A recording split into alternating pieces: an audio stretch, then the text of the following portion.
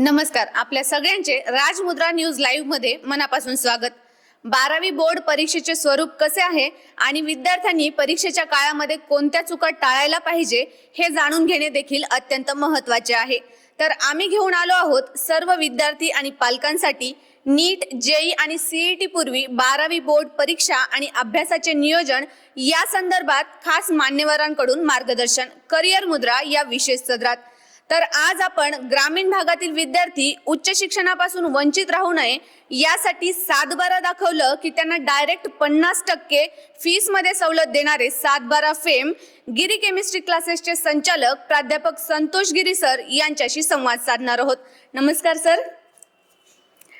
Sir, नीट JEE सोबतच 12वी board परीक्षेच्या अभ्यासाचे नियोजन कसे केले पाहिजे आणि जे विद्यार्थी मागील 2 वर्षापासून बोर्डाच्या परीक्षेचा अभ्यास केले नाहीत त्या विद्यार्थ्यांनी आता राहिलेल्या 40-50 दिवसामध्ये काय केलं तर त्यांना सोपं होईल, आपल्याला काय वाटतं? नक्की. मुळात जे विद्यार्थी नीट, जेई किंवा सीईटीचं प्रिपरेशन्स करतात त्या मुलांचा एक प्राधाक्रम असा असतो की ते नीट म्हणलं की NCERTचं पुस्तक फॉलो करतात, जेई म्हणलं की NCERTचं पुस्तक फॉलो करतात आणि जे विद्यार्थी सीईटी करतात त्यांना मात्र विशेष अडचणीला सामोरं जावं नाही लागत, कारण ते स्टेट बोर्डमधूनच काम करतात.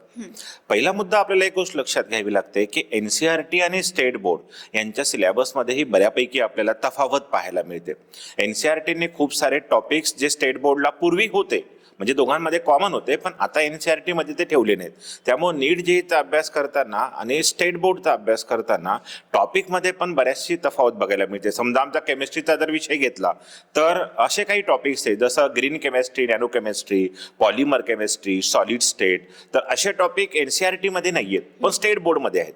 म्हणजे स्टेट बोर्डमध्ये येणारे जे प्रश्न आहेत ते NCERTच्या सिलेबसच्या व्यतिरिक्त येणार आहेत. ही एक बाब पहिल्यांदा लक्षात घ्यावी लागेल. दुसरा मुद्दा असा आहे की तुम्ही आता असं म्हणलात की मुलांनी नीट आणि जेईचा अभ्यास केलाय पण आता स्टेट बोर्डचा अभ्यास नाही केला आणि मग एवढ्या कमी दिवसामध्ये कसं करता येईल, तर शक्य असतं सहज ते. त्याचं नियोजन आपल्याला म्हणजे मुलांना मला सांगायचे तुमच्या माध्यमातून की 40-45 दिवस हे पुरेसे आहेत.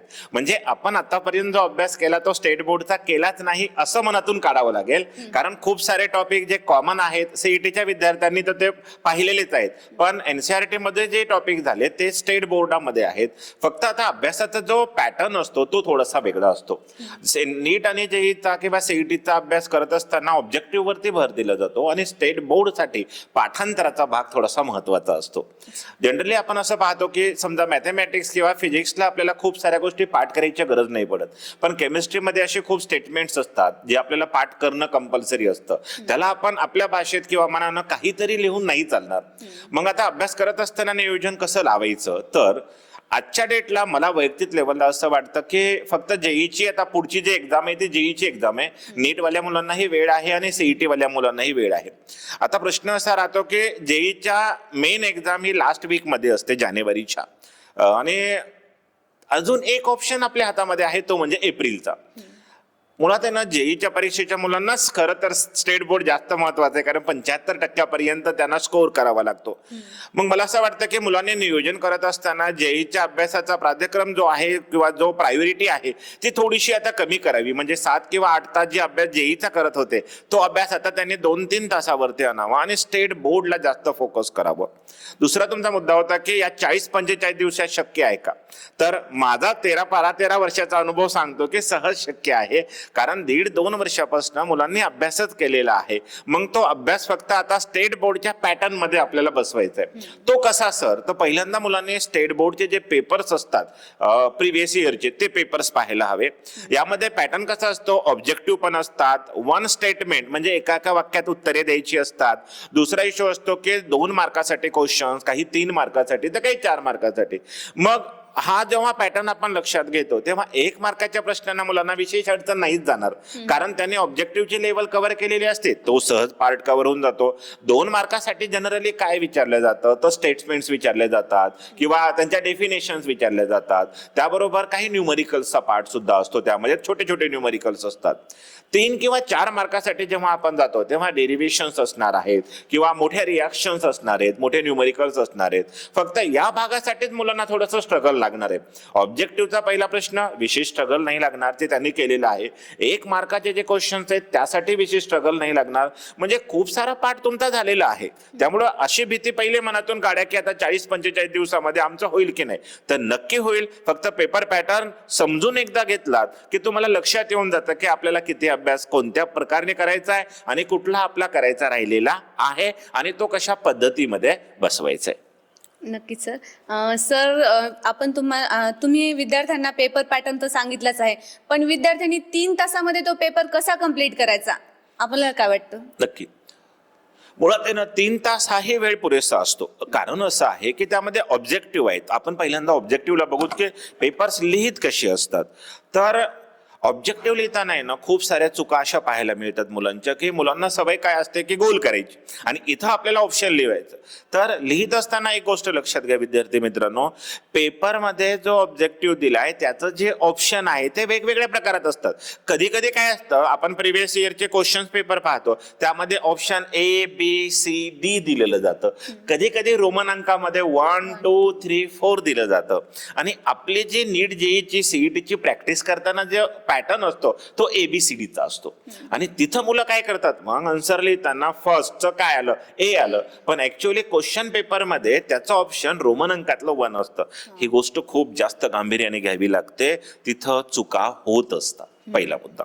दुसरा मुद्दा, तो क्वेश्चन जर वेळ आपल्याकडे अवेलेबल आहेत तर तो क्वेश्चन पूर्ण लिहा आणि मग त्याचं ऑप्शन लिहा. A आहे का 1 आहे ते पाहून. समजा आपल्याला असं वाटतं की नाही पेपर मोठा आहे आणि मला वेळ लागू शकतो, तर त्या क्वेश्चन नंबर टाकून ऑप्शन A किंवा 1 टाकून तो पूर्ण शब्द किंवा ते स्टेटमेंट कंप्लीट लिहायचं. फक्त A किंवा 1 टाकून सोडून द्यायचं नाही.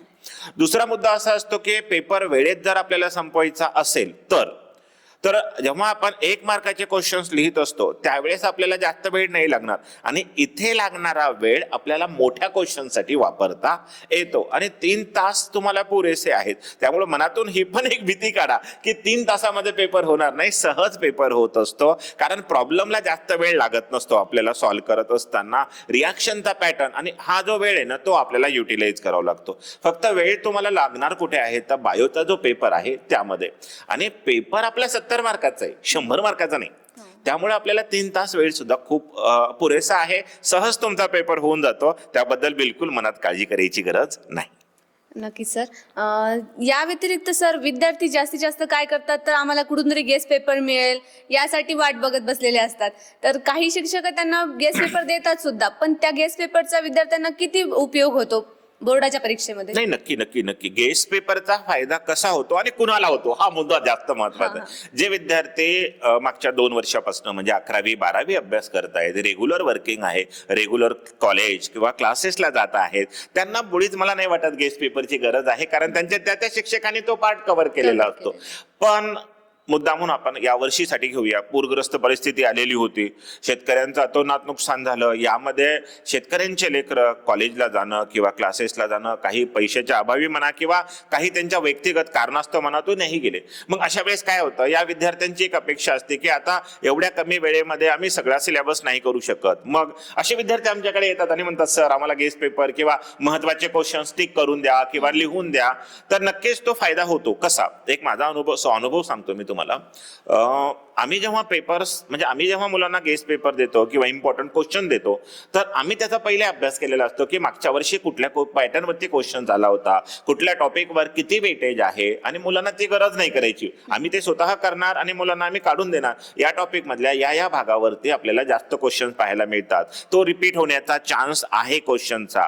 किंवा कधी कधी कसे असतं, आता केमिस्ट्रीचा जर विषय घ्यायचा झाला तर एका पेपरला अल्डोल कंडेन्सेशनवर जर समजा रिॲक्शन आली, विद्यार्थ्यांना चांगलं समजेल तर त्याच्या बाजूची एक रिॲक्शन असते जिला आम्ही कॅनिझरोज रिॲक्शन आहे. तर कधीही असा जर भाग येत असेल तर मग आम्ही इम्पॉर्टंट क्वेश्चन्स मध्ये दोन्ही देऊन टाकतो. म्हणजे ही आलेली पण रिॲक्शन रिपीट होऊ शकते आणि ही येऊ पण शकते. तर ह्या पॉसिबिलिटीज आमच्या अनुभवातून जास्त येण्याचे चान्सेस असतात. विद्यार्थ्यांपेक्षा आम्ही जर त्या गोष्टी दिल्या तर मुलांना कमीत कमी वेळेमध्ये जास्तीत जास्त महत्वाचे क्वेश्चन्स करायचा एक संदर्भ मिळू शकतो किंवा डायरेक्शन मिळू शकतं. ओके, नक्कीच सर. सर, JEE नीट किंवा CET करताना विद्यार्थी जास्तीत जास्त NCERT कडेच लक्ष देतात आणि स्टेट बोर्डकडे थोडंसं दुर्लक्षच होतं त्यांचं. तर नेमकं चॅप्टरच्या खाली दिलेले एक्सरसाइजच एक्झाममध्ये पुरेसे आहेत का अजून या व्यतिरिक्त विद्यार्थ्यांनी कशा प्रकारे अभ्यास केला पाहिजे? स्टेट बोर्डला म्हणजे सगळ्यात मोठी चूक लेकरांची अशी होते की ते स्टेट बोर्डला निग्लेक्ट करतात. मुळात स्टेट बोर्ड ही तर पहिली पायरी आहे. तुम्हाला नीटला जायचं असेल तरी स्टेट बोर्ड करावंच लागणार आहे, JEEला जायचं असेल तरी स्टेट बोर्ड करावं लागणार आहे आणि CET साठी सुद्धा. असा एक गैरसमज पसरलेला आहे की आम्ही NCERT करतोय आणि स्टेट बोर्ड एक प्रकारे काही मुलांच्या भावना अशा बघतात स्टेट बोर्ड आम्ही कव्हर करून टाकूत. पण नाही बाळांनो, स्टेट बोर्डचा सिलेबस सुद्धा NCERTचे इक्विव्हॅलंट झालेला आहे. तो पूर्वीचा काळ होता, म्हणजे मागील 8-10 वर्षापासून जर पाहिलं ना तो सिलेबस वेगळा होता. आता मात्र स्टेट बोर्ड आणि NCERT जवळपास सारखंच आहे. मी तर इतकं म्हणेल, स्टेट बोर्डमध्ये असणारे न्यूमरिकल्स हे NCERT पेक्षा अवघड आहेत. स्टेट बोर्ड मध्ये असणारे जे प्रॉब्लेम्स तुम्हाला बघायला मिळतील त्यांची डेप्थ ही NCERT पेक्षा अवघड आहे. त्यामुळे स्टेट बोर्डच्या पेपरमध्ये तुम्हाला नीट आणि JEEला जो अभ्यास केला तो नक्कीच पुरेसा होणार नाहीये. तुम्हाला प्रॉब्लेमच्या बाबतीत सांगतोय मुद्दामून, प्रॉब्लेम्स हे स्टेट बोर्डचे जे आहेत त्यांची लेवल वेगळी आहे. त्यामुळं स्टेट बोर्डच्या पुस्तकाच्या खाली जे प्रॉब्लेम दिले ते प्रॉब्लेम तुम्हाला सॉल्व्ह करून पाहावे लागतील. स्टेट बोर्डच्या पुस्तकामध्ये जे सॉल्व्ड न्यूमरिकल्स आहेत ते सॉल्व्ह करून बघावे लागतील. त्यांचा पॅटर्न वेगळा आहे आणि आपण जे नीट JEEला करतो ते स्किल ओरिएंटेड असतात. शॉर्टमध्ये आपल्याला आन्सर्स काढायचे असतात. त्या दोन्ही गोष्टीत खूप तफावत आहे. त्यामुळं स्टेट बोर्डचा अभ्यास करत असताना NCERT झालं स्टेट बोर्ड होईल असं बिलकुल नाही. तर तुम्हाला स्टेट बोर्डसाठी ते पुस्तक पाहावंच लागेल. NCERTच्या बेसिसवर बसून नाही चालणार. तो पुस्तक पाहावं लागेल. त्यात दिलेले सॉल्व्ड एक्झाम्पल ते सॉल्व्ह करताना युनिट लिहिलं का, सोल्युशन्स कसं काढले, ह्या सगळ्या स्टेप पाहूनच तुम्हाला पुढे जावं लागेल. Okay sir. तर सर, आपण जी बोर्डाची विद्यार्थी थेअरीची एक्झाम देणार आहेत तर त्या एक्झाममध्ये न्यूमरिकल्स जास्त विचारलेले जातात की थेअरीचे क्वेश्चन जास्त विचारलेले जातात? आपला अनुभव काय सांगतो? नक्की. काय असतं ते प्रत्येक टॉपिकला एक त्याचं पर्टिक्युलर वेटेज असतं. आणि समजा आपण उदाहरण घेतलं की एक थर्मोडायनामिक नावाचं टॉपिक आहे, तर त्या टॉपिकवर त्या आम्हाला 5 ते 7 मार्काचे क्वेश्चन्स विचारणार असतील तर त्यापैकी ते 2 मार्काचा न्यूमरिकल्स करतील आणि 3 मार्काचा किंवा 4 मार्काचा तो थेअरीचा क्वेश्चन्स करतील. एक जनरली पाहिलं केमिस्ट्री विषयाच्या बाबतीत जर पाहिलं तर तुम्हाला प्रत्येक प्रश्नामध्ये 1 किंवा 2 न्यूमरिकल्स पाहायला मिळतो. आणि न्यूमरिकल्स जेव्हा तुम्ही सॉल्व्ह करणार आहात त्यावेळेसच्या स्टेप्स लक्षात ठेवा. तुम्हाला गिव्हन डाटा लिहावाच लागेल. तुम्हाला सोल्युशन्स काढत असताना फॉर्म्युला लिहावा लागेल. एक्झामिनरला काय असतं, जेव्हा पेपर चेक करतो ना एक्झामिनर, तर त्यांच्याकडे मॉडेल आन्सर असतं आणि मॉडेल आन्सरमध्ये क्लिअर दिलं जातं की फॉर्म्युला लिहिला अर्धा मार्क, सोल्युशनच्या स्टेप्सला अर्धा मार्क, आन्सरला अर्धा मार्क आणि गिव्हन डेटाला अर्धा मार्क. तर असे 2 मार्काचं डिस्ट्रीब्युशन दिलं जातं. त्यामुळं तुम्ही लिहिताना हे डिटेल लिहिणं खूप जास्त महत्वाचं असतं. आणि प्रॉब्लेमची नंबरिंग खूप जास्तच असते अशातला भाग नाही. कारण आपल्याकडे केमिस्ट्रीमध्ये 3 सेक्शन्स पडतात, इनऑर्गॅनिक, ऑर्गॅनिक आणि फिजिकल. तर फिजिकलच्या सेक्शन मधून फक्त आपल्याला न्यूमरिकल्स पाहायला मिळतात. त्यामुळे खूप भीती पण बाळगायची गरज नाहीये. पण लक्षात घ्या, वारंवार एक गोष्ट मी नोंद करून सांगतोय की हे न्यूमरिकल स्टेट बोर्डच्या पुस्तकातून सॉल्व्ह करूनच तुम्हाला करावे लागणार आहेत. नीट आणि JEEच्या धर्तीवरती ते सॉल्व्ह होणार नाही. Okay sir. सर, आपण आताच उल्लेख केलात की केमिस्ट्रीचे 3 पार्टमध्ये डिव्हिजन केलेलं आहे. तर आपण जे सांगितलेलं आहे ऑर्गॅनिक, इनऑर्गॅनिक आणि फिजिकल केमिस्ट्री, तर या तिन्हीचा समन्वय कसा साधला पाहिजे? मुळात आपण जर स्टेट बोर्डच्या परीक्षेचा विचार करायला गेलो तर जवळपास डिवायडेशन सारखं केलेलं आहे. प्रश्न जे येणार आहेत ते साधारणतः सारखे येणार आहेत. पण त्यातल्या त्यात इनऑर्गॅनिकवर येणारे जे क्वेश्चन्स आहेत ते 1 मार्कासाठी किंवा ऑब्जेक्टिव्ह मध्ये आपल्याला जास्त पाहायला मिळतात. कारण 1 मार्काचे क्वेश्चन्स तिथून तयार होतात. मोठे क्वेश्चन जे आहेत ते फिजिकलच्या धर्तीवरती जास्त विचारले जातील कारण तिथं लेंदी एरिया आपल्याला पाहायला मिळतो. एक पॅटर्न. दुसरा ऑर्गॅनिक. आणि मुद्दाम सगळ्यात जास्त जर प्रॉब्लेम कुठे क्रिएट होतो मुलांचा, मार्क कटण्याचा. मुलांना काय वाटतं, सर आम्ही तर लिहिलं होतं पण मार्क का कमी आले? तर याच्या मागे एक बारीक गोष्ट अशी असते, जेव्हा तुम्ही रिॲक्शन्स लिहिता विद्यार्थी मित्रांनो त्यावेळेस त्याची थिअरी तुम्ही लिहित नाही. स्टेट बोर्डच्या एक्झामिनरला थिअरी अपेक्षित असते. बरं का सर? तर जेव्हा तुम्ही फक्त रिॲक्शन लिहिली तर कधी कधी काय होतं, ॲरोवरती एखादा रिएजंट लिहायचा राहून जातो किंवा एखादी कंडिशन लिहायची राहून जाते. आणि अशा वेळेस जर शॉर्टकट लिहा, थोडक्यात लिहा, पण थिअरी लिहा. आणि थिअरीमध्ये जर त्या रिएजंटचा, त्या कंडिशनचा जर उल्लेख असेल तर तुम्हाला मार्क सहज पडून जातात. त्यामुळं कुठलेही रिॲक्शन्स लिहिताना थिअरी लिहिणं मात्र तुम्हाला कंपल्सरी असेल. ऑर्गॅनिक असो, इनऑर्गॅनिक असो, फिजिकल असो, एरिया इनऑर्गॅनिकचा कमी आहे त्यामुळे तो सहज कव्हर होऊन जाईल तुम्हाला. ऑर्गॅनिकचा एरिया थोडासा रिलेटिव्हली जास्त आहे, फिजिकलचा रिलेटिव्हली जास्त आहे, त्यामुळे अभ्यासाचं नियोजन करताना तुम्हाला त्यासाठी थोडासा वेळ जास्त द्यावा लागेल. ओके, नक्कीच सर. सर, यावेळेस आता प्रशासनाने निर्देश दिलेले आहेत की कॉपीमुक्त अभियान राबवण्यात येणार आहे आणि ते पण सगळ्यात कडक. नक्की. तर ह्या संपूर्ण परिस्थितीचा विद्यार्थ्यांच्या मार्क्सवर कसा परिणाम होईल? परिणाम म्हणजे काय होणार आहे, एक भावना अशी होऊन गेलेली मुलांची की आम्ही खेडेगावात कुठे ऍडमिशन टाकलं तर आम्हाला ऑब्जेक्टिव्ह तरी मिळतील किंवा काहीतरी मिळेल. आणि असं होत नसतं ऍक्च्युली. पण काही ठिकाणी जुन्या म्हणजे गोष्टी घडलेल्या असल्यामुळे मुलांना तो समज म्हणा, गैरसमज म्हणा, तो पसरलेला आहे मुलांच्या मनामध्ये. पण प्रशासनाने यावर्षी नक्कीच कंबर कसलेली असं म्हणायला अडचण नाहीये.